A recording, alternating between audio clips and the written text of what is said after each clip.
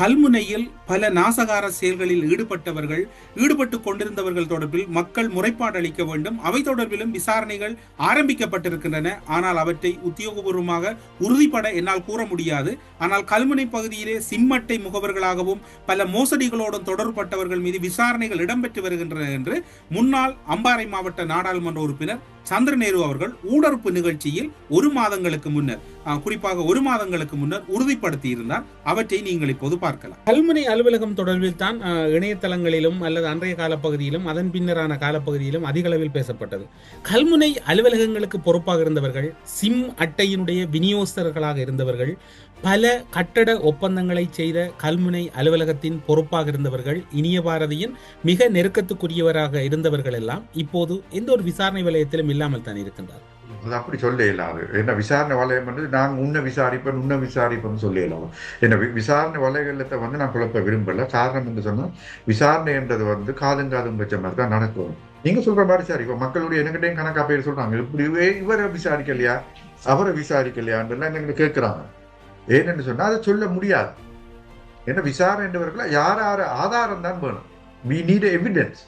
இந்த எவிடன்ஸை வந்து பொதுமக்கள் வந்து இப்ப பல பேர் வந்து இந்த தாங்க பாதிக்கப்பட்ட சனங்கள் வந்து மௌனமா இருக்கிறாங்க. என்ன காலம் கடந்து போனது விடயம். இந்த விசாரணைகளின் ஊடாக தங்களுக்கு ஒரு நீதி கிடைக்குமான்ற ஒரு கேள்விக்குறி அவங்கள்ட்ட இருக்கிறது. இதை வந்து முன்னெடுத்து செல்வது யார்? ஏன்னா எல்லாரும் வந்து இந்த இனிய பாரதியோட தொடர்பு இருக்கிறாங்க. வர்த்தக ரீதியாக, பொருளாதார ரீதியாக, ஏன் இந்த சிம் கார்டு வினோம் அதுலேயும் அவங்களோட தொடர்பெல்லாம் இருக்குது. உலக பேர் இருக்கக்குள்ள தாங்க சொல்றதை மட்டும் இந்த புலனாய்வு பிரிவு எடுக்குமான்றது பயம் இருக்கு. பயப்பட வேண்டிய அவசியம் இல்லை. இது எங்களுக்கு கிடைச்சிருக்கிற கடைசி சந்தர்ப்பம். இந்த கடைசி சந்தர்ப்பத்தை வந்து நாங்கள் சரியாக முறையாக பயன்படுத்தாட்டா இந்த கதை நாங்கள் இன்னொரு 2 வருஷம் கழிச்சு காய்ச்சி தான் இருக்கணும். ஏன்னா மக்களா முன் வந்து தாங்கள் வந்து இப்படித்தான் நாங்கள் இந்த கல்முனை போலீஸில் கொடுத்திருக்கிறோம், திருக்கோவில் போலீஸில் கொடுத்திருக்கிறோம், காரதி போலீஸில் கொடுத்திருக்கிறோம், திருக்கோவில் போலீஸில் கொடுத்திருக்கிறோம், எங்களோட முறைப்பாடுகளை ஏற்க மறுத்த போலீஸ் அதிகாரி யாரு என்னத்துக்காக செய்யலன்னு சொல்லி இப்ப எல்லா இடம் செய்யலாம். இப்ப எல்லா இடம் கைது செய்யப்படுது. அதை நாங்கள் எங்களுக்கு ஏற்ற மாதிரி சாதகமா பயன்படுத்திக் கொள்ளலாம்.